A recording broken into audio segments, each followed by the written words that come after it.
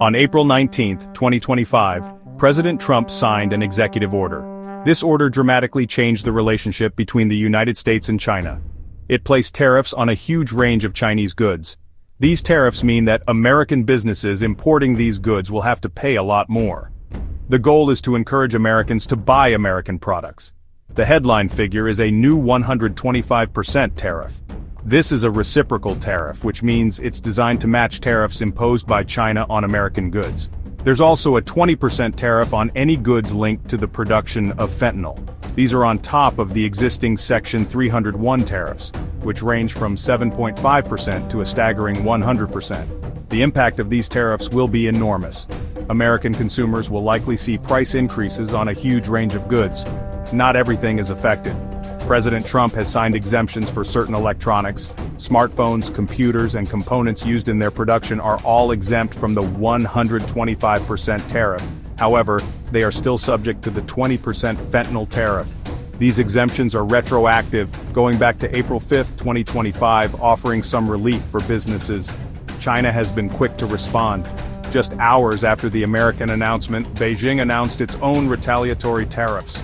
These will hit American goods entering China, with tariffs rising to 125%. The trade war, which had seemed to be cooling down, has flared up with renewed intensity.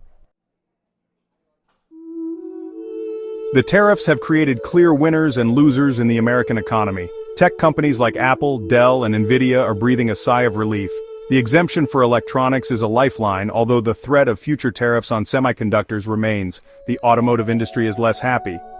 Kia, which relies on Chinese parts, is particularly concerned, while Toyota is considering moving production of its RAV4 to the United States. Luxury goods are also in the firing line. Hermes, the French luxury brand, has already announced it will pass the full cost of the tariffs onto American consumers.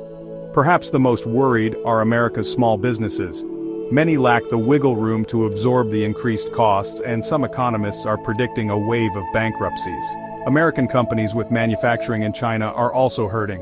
Boeing, for example, is facing disruption to deliveries from its Chinese factory. The international community has watched the developments with a mixture of apprehension and dismay.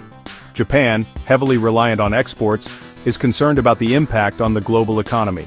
Vietnam, a growing manufacturing hub, is desperately trying to avoid being dragged into the trade war.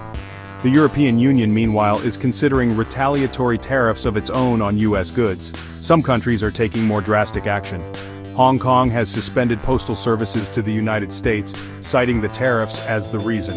The International Monetary Fund, or IMF, has issued a warning that the trade war will lead to inflation and slower growth, although it believes a global recession can be avoided. The world is holding its breath, waiting to see what happens next. The political fallout is just beginning.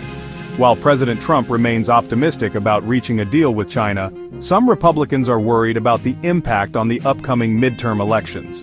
The stock market has reacted nervously, with wild swings in the wake of the announcement, although it ended the week higher. Other markets have been more decisive. Gold has surged to an all-time high, seen as a safe haven in uncertain times. The U.S. 10-year bond yield, a key indicator of investor confidence, saw its largest weekly increase since 2001.